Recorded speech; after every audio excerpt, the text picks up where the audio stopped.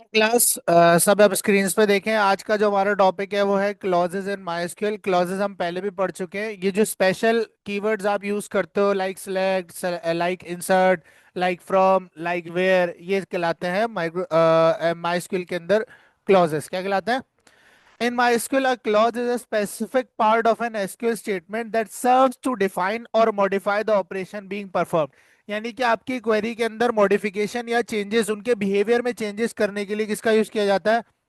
Clauses का use किया जाता है। Clauses are essentially built-in functions or keywords that works in conjunction with main SQL commands like select, insert, update, delete। इन सबके साथ ये use हो रहे होते हैं ताकि आपकी क्वेरीज को और ज्यादा जो है ना मॉडिफाई या मैनिपुलेट किया जा सके। ठीक है। हम लोगों ने सिर्फ अभी एक एक्सप्लिसिटली क्लॉज पढ़ा था, वो था वेयर। ठीक है। वेयर हम क्यों लगाते थे? ताकि हम पूरे डेटा में से किसी स्पेसिफिक कंडीशन के ब्याह पे डेटा को फिल्टर कर सकें या फैच कर सकें, उसके लिए हम लगाते थे वेयर क्लॉज। तो वेयर क्लॉज का जिक्र हम नहीं करेंगे क्योंकि हम वेयर पढ़ चुके हैं, लेकिन वेयर भी इसी में ही आएगा। Even, select, in, from, update, delete और सेट, ये सारे क्या हैं?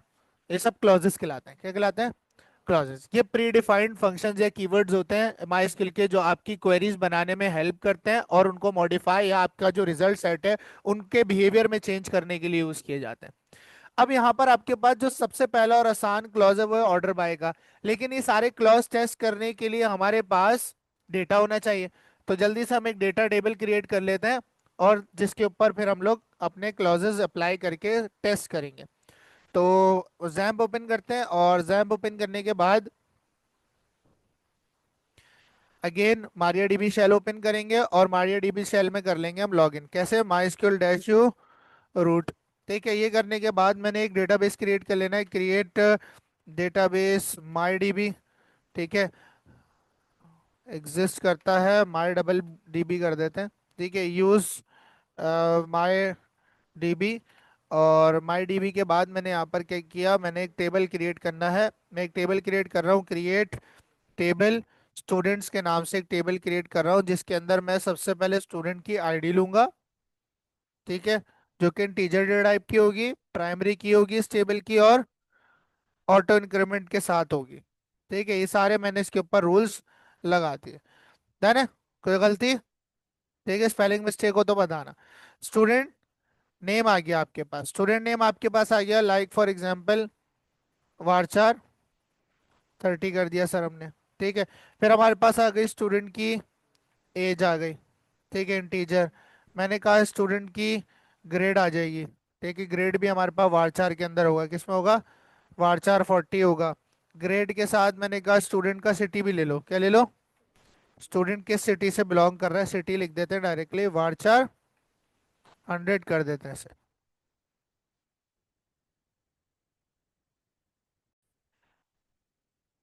तो कंटिन्यू करते हैं इस चीज को।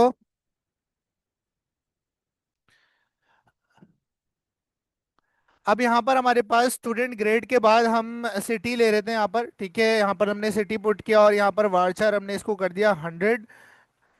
ये करने के बाद हमने अपने जो क्रिएट टेबल की क्वेरी उसे बंद किया और एग्जीक्यूट किया। क्या गलती करी? अच्छा, पूरी अब क्वेरी दोबारा करनी पड़ेगी। Create table student ID, student name, student age, grade. और यहाँ पर हम लोगों ने वारचार की स्पेलिंग में गलती कर दी। तुम लोगों को मैंने बोला था कि देखते रहना, गलती ना हो स्पेलिंग के अंदर। डन है? तो आपके पास यहाँ पर टेबल की क्वेरी चल चुकी है। कॉपी किया इस क्वेरी को, कहाँ जाएंगे? चैट जीपीटी पे जाएंगे। चैट जीपीटी को बोलेंगे कि हमें रिकॉर्ड्स बनाकर दे दो ताकि हम टेस्ट कर सकें जल्दी से।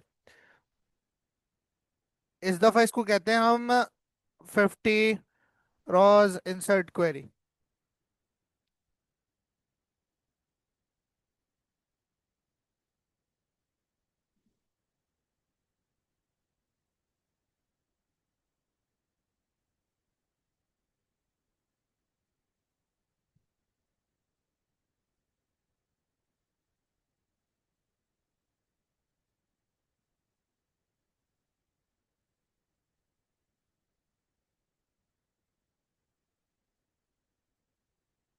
तो यहाँ पर आपके पास इसने मुझे 50 रॉस की जो क्वेरी है वो दे दी है। जस्ट मैं इसे कॉपी करूंगा एंड अपने MariaDB में पेस्ट करूंगा तो आपके पास रिकॉर्ड्स इंसर्ट हो चुके हैं। अब रिकॉर्ड्स देखने के लिए क्या करेंगे? Select steric from all columns from students. ठीक है, तो हमारे पास 50 रिकॉर्ड आ चुके हैं। यहाँ पर इसने ए नेगेटिव भी दिया हुआ है, अच्छा है। ठीक है, तो यहाँ पर सर हमारे पास 50 रिकॉर्ड आ चुके हैं। हमारे पास स्टूडेंट की आईडी भी मौजूद है, उसके नाम भी मौजूद है, उसकी एज भी मौजूद है, उसका ग्रेड भी और उसकी सिटी भी मौजूद है। ठीक है, जो सबसे पहला क्लॉज हम पढ़ने वाले हैं, सबसे इजीएस्ट क्लॉज है, कह सकते हैं कि ऑर्डर बाय। क्या है? Order by. ठीक है, ऑर्डर बाय का ये है आपके पास सीन के आपको असेंडिंग या डिसेंडिंग ऑर्डर में किसी कॉलम्स की वैल्यूज को ऑर्डर करके देता है। किस फॉर्म में? असेंडिंग ऑर्डर या डिसेंडिंग ऑर्डर की फॉर्म में। अब वो न्यूमेरिक भी हो सकती है वैल्यूज और अल्फाबेटिक भी हो सकती हैं। ठीक है, तो यहाँ पर आएंगे और यहाँ पर आने के बाद फॉर एग्जांपल अगर आप देखो, अभी आपके पास जो नाम है वो किसी ऑर्डर के अंदर मौजूद नहीं है। अब अली खान है, उसके बाद फातिमा आ गया, फिर अहमद आ गया, फिर से ए, फिर से ए, फिर एच, फिर जेड। तो आप चाहते हो अगर ये असेंडिंग या डिसेंडिंग ऑर्डर में आपको शो, या एजेस आपको असेंडिंग या डिसेंडिंग, और आप चाहते हो कि भाई सबसे जो कम वाला एज वाला बंदा है वो पहले दिखे और सबसे ज्यादा एज वाला बंदा सबसे लास्ट में दिखे, तो ये कौन सा ऑर्डर है? असेंडिंग ऑर्डर है। कौन सा ऑर्डर है? असेंडिंग। स्मॉलेस्ट टू हाईएस्ट क्या कहलाता है? असेंडिंग। और हाईएस्ट टू लोएस्ट क्या कहलाता है? डिसेंडिंग ऑर्डर कहलाता है। तो आपने क्या करना है, आपने जब सेलेक्ट की क्वेरी लिख रहे हो कि भाई सेलेक्ट कर लो सारा डेटा फ्रॉम किसमें से, स्टूडेंट्स के टेबल में से, तो उस वक्त आपने क्या करना है, उस वक्त आपने क्या करना है, ऑर्डर बाय का क्लॉज लगाना है। ऑर्डर बाय करो, इस क्वेरी को क्या करो, ऑर्डर बाय करो, और किस कॉलम के हिसाब से ऑर्डर बाय करो सारे डेटा को? एज के हिसाब से। किसके हिसाब से? एज का कॉलम क्या है? Student underscore age. तो मैंने कहा ऑर्डर बाय कर दो इसे स्टूडेंट अंडरस्कोर एज के कॉलम के हिसाब से। जैसे ही मैंने एंटर किया तो आप देखो इसकी बाय डिफॉल्ट ऑर्डर फॉर्म है असेंडिंग। क्या है? देखो 13, 14, फिर 15, 16 एंड 17। तो आप देख सकते हो आपके जितने भी रिकॉर्ड्स हैं वो यहाँ पर ऑर्डर हो चुके हैं अकॉर्डिंग टू द एज। और फॉर्म क्या है आपके ऑर्डर बाय की? By default ascending. क्या है? असेंडिंग। अब फॉर एग्जाम्पल अगर मुझे ऑर्डर चेंज करना है, अब क्या करेंगे? क्या करेंगे? हाँ भाई, क्या करेंगे? डिसेंडिंग ऑर्डर में चाहिए, तो यहां पर हम क्या करेंगे, DESC लिख देंगे। यहां पर मैंने लिखा हुआ है असेंडिंग के लिए ASC और डिसेंडिंग डिसेंडिंग के लिए DESC लिखेंगे। आओ टेस्ट करते हैं। यहाँ पर एंटर किया, देखो अब हाईएस्ट वैल्यूज आ रही हैं पहले, और जो लोएस्ट वैल्यूज है वो आखिर में आ रही। तो ये आपके पास है। अगर आप असेंडिंग भी लिखना चाहो तो लिख सकते हो, लेकिन असेंडिंग क्या है, बाय डिफॉल्ट है, उसे लिखने की जरूरत नहीं है। आप इंटेंशनली असेंडिंग भी लिख सकते हो। डन है? ये बात सबको समझ आ गई है? ऑर्डर बाय क्या करता है? असेंडिंग ऑर्डर या डिसेंडिंग ऑर्डर में किसी कॉलम के बिहाफ पे डेटा को रिट्रीव करके देता है। ठीक है, अब स्टूडेंट एज पे लगाया, हम नेम पे भी लगा सकते हैं। देखो नेम पे लगाऊंगा तो अल्फाबेटिकल ऑर्डर्स भी लेगा ये। यहाँ पर मैंने स्टूडेंट नेम एज की जगह क्या कर दिया, स्टूडेंट नेम। तो अब आप देखो आपके पास ए फिर बी, फिर एफ वाले लोग आ गए, फिर एच, और एंड में जेड वाले लोग आ रहे हैं। बात समझ आ रही है? तो इसको हम किसी भी कॉलम के बिहाफ पे डेटा को ऑर्डर कर सकते हैं using the order by clause. अच्छा सर, फिर आ जाता है डिस्टिंक्ट क्लॉज। क्या आ जाता है? Distinct clause. अब डिस्टिंक्ट क्लॉज को लगाने का थोड़ा सा तरीका अलग है। जिस तरह हम इसको एंड में लगा रहे हैं, डिस्टिंक्ट एंड में नहीं लगता है। डिस्टिंक्ट का मतलब है, होता है कॉमन। क्या होता है? कॉमन। कॉमन वो वैल्यूज कहलाती है कि अगर फॉर एग्जांपल मैं 4 बार कराची बोल रहा हूँ तो उसमें कॉमन क्या है? एक ही दफा कराची। अगर 4 दफा कराची आ रहा है और 2 दफा लाहौर आ रहा है तो कॉमन में एक दफा कराची और एक दफा लाहौर, ये कॉमन हो जाएगा। ठीक है, तो अगर आप चाहते हो कि भाई मेरे पास कौन कौन से सिटीज हैं, अब देखो यहाँ सिटी आपके पास डुप्लीकेट भी हो रहे होंगे बहुत सारे। कराची 2 दफा भी आ रहा होगा, 3 दफा भी आ रहा होगा। फॉर एग्जाम्पल अगर मैं सिर्फ सिटीज देखना चाहता हूं तो मैं क्या लिख सकता हूँ, सिलेक्ट सिटी फ्रॉम स्टूडेंट्स। मैंने कहा सिर्फ सिटी का कॉलम दिखाओ, लेकिन यहाँ पर आपके पास आपको डुप्लीकेट वैल्यूज भी नजर आएंगी। आई गेस अगर इसने की होंगी डुप्लीकेट तो। डुप्लीकेट नहीं है, मुझे भी ऐसे ही लग रहा था कि इसमें डुप्लीकेट नहीं है।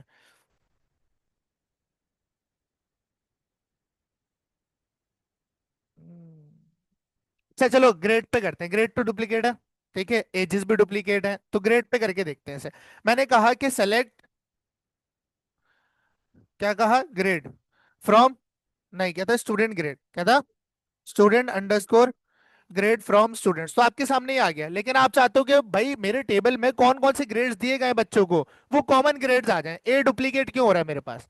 तो ये क्या कहलाता है? डिस्टिंक्ट कहलाता है।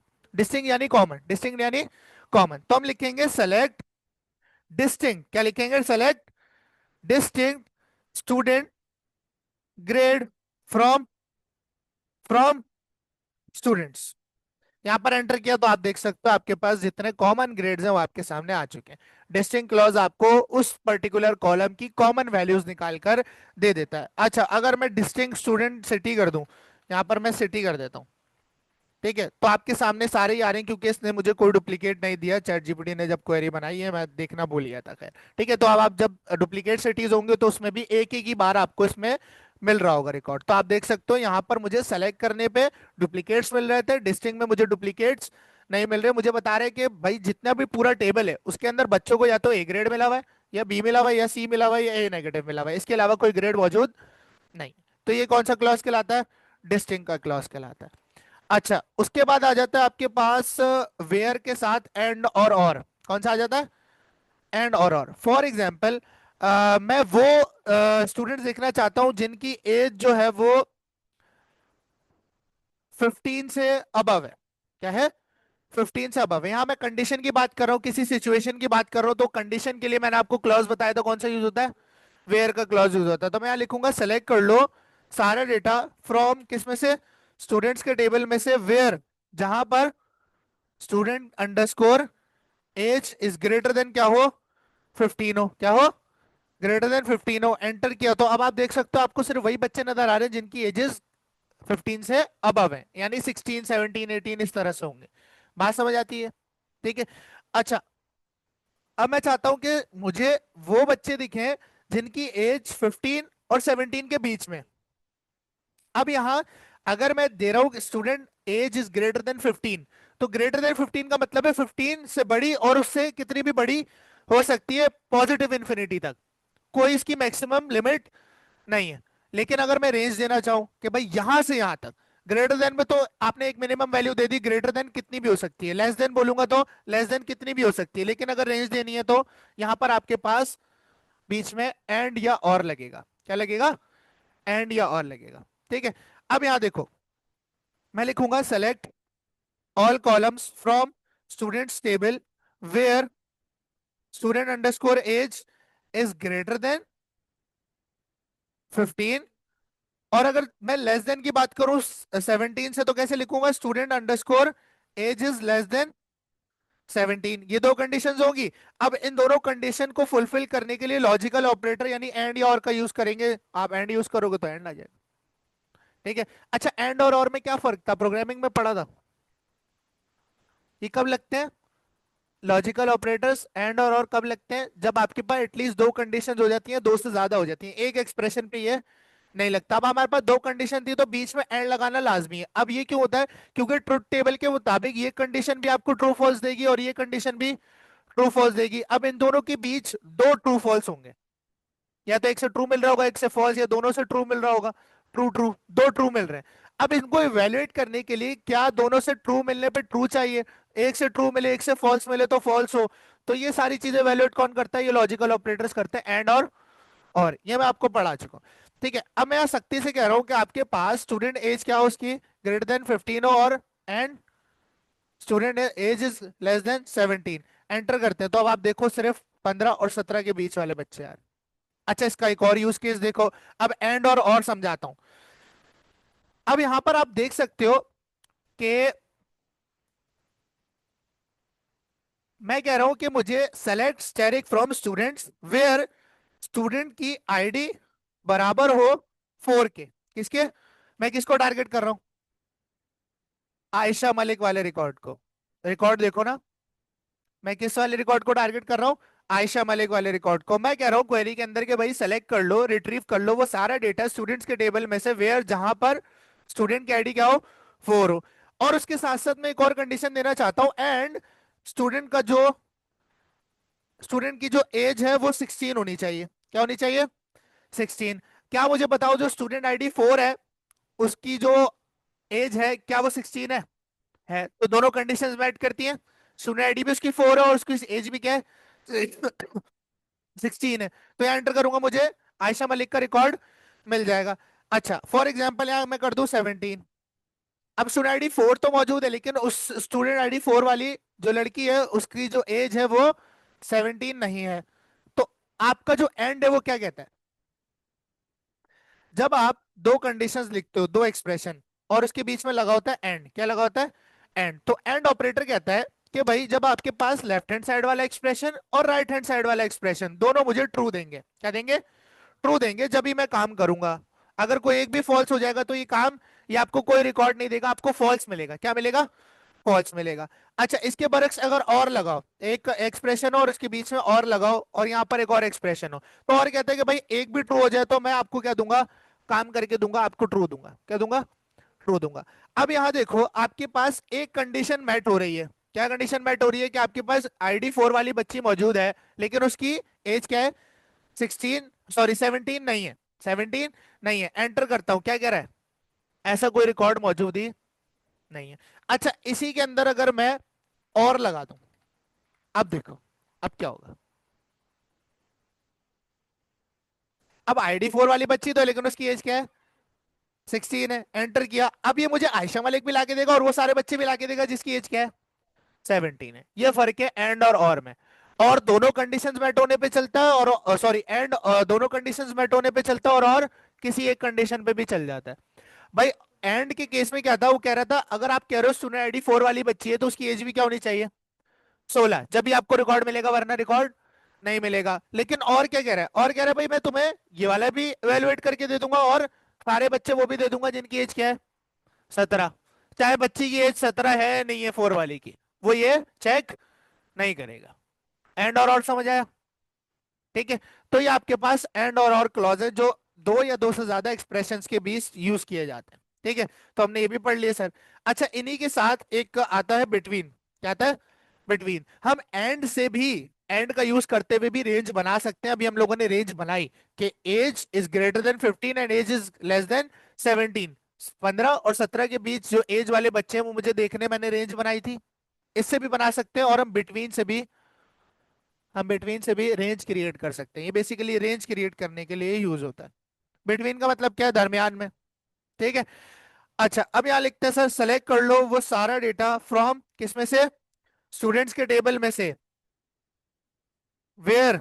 अब यहाँ पर वेयर क्लॉज लाजमी लगेगा, बिना वेयर के बिटवीन नहीं चलेगा। ठीक है। मैंने कहा जहां पर student age, student underscore age between हो, किसके बिटवीन हो? बिटवीन हो 15 और 17 के। तो यहाँ पर 15 भी लिख दिया एंड 17 भी लिख दिया, लेकिन क्या हम ऐसे लिख सकते हैं इन दोनों के बीच में क्या आएगा? एंड आएगा। क्या आएगा? बिटवीन के साथ लाजमी एंड का यूज होता है, वरना आप रेंज ही बता सकते। Between 15 and 17। अगर एंड नहीं लगाऊंगा तो इसका कोई मतलब नहीं बनता। मैं क्या कर रहा हूँ? सेलेक्ट कर लो वो सारा डेटा स्टूडेंट्स के टेबल में से वेयर जहां पर स्टूडेंट की एज बिटवीन लाई करती हो 15 और 17 के बीच। यहाँ और नहीं यूज होता है, सिर्फ इसके साथ क्या यूज होता है? एंड। एंटर किया, आपके पास देखो 15 और 17 वाले बच्चे आ जाएंगे। हाँ तो आएंगे ना, 15 वाले भी आएंगे, 16 वाले भी आएंगे और 17 वाले भी आएंगे। डन है? ठीक है। तो ये करने के बाद सर आगे चलते हैं। अब हम पढ़ते हैं क्लॉज लिमिट। क्या पढ़ेंगे? लिमिट। लिमिट यानी हदूद, हद, रिस्ट्रिक्शन, ऐसा ही है समय। ठीक है। अच्छा, जब मैं करता हूं सेलेक्ट ऑल फ्रॉम स्टूडेंट्स, तो आपको सारा का सारा जो टेबल है वो मिल रहा है, यानी पूरे 50 बच्चों का। मैं चाहता हूं मुझे सिर्फ टॉप के 10 स्टूडेंट्स देखने। क्या देखने? टॉप के 10 स्टूडेंट्स देखने। अब क्या करेंगे? अब लगाएंगे इस पे लिमिट। क्या लगाएंगे? लिमिट। सेलेक्ट करते हुए लिमिट लगाएंगे। सेलेक्ट कर लो सारा डेटा स्टूडेंट्स में से, लेकिन लिमिट क्या लगाओ? 5। क्या लगा दो? लिमिट 5। 5 आ गया। अच्छा, लिमिट के साथ सर एक ऑफसेट भी यूज होता है। क्या यूज होता है? ऑफसेट। अब ऑफसेट का मतलब क्या है? देखो, ऑफसेट करके दिखाता हूं, तुम खुद समझ जाओगे। गौर से देखना। ये टेबल आपको शुरू के 5 रिकॉर्ड दे रहा है, आईडी 1 से लेके आईडी 5 वाले तक। अब देखना, मैंने इसके साथ लिखा लिमिट 5 ऑफसेट 2। क्या लिखा? ऑफसेट 2। अब ये करने पे तुम लोग मुझे बताओगे कि क्या आपको फर्क नजर आया?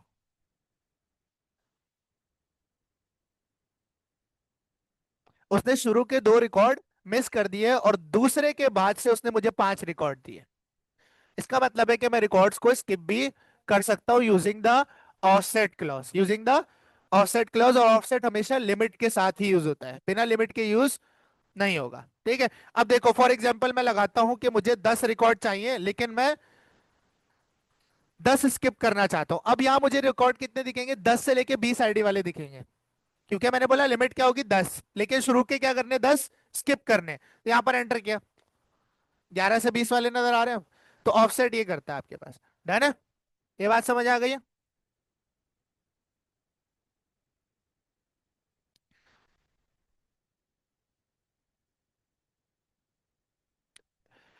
इन clause, in clause where where भी यूज कर सकते हैं एंड के साथ, लेकिन इन क्लॉज भी यूज कर सकते हैं।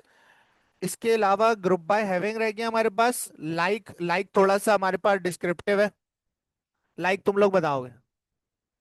ठीक है। वाइल्ड कार्ड करेक्टर्स है इसके अंदर, वो हम पढ़ेंगे अभी। अब एक काम करो,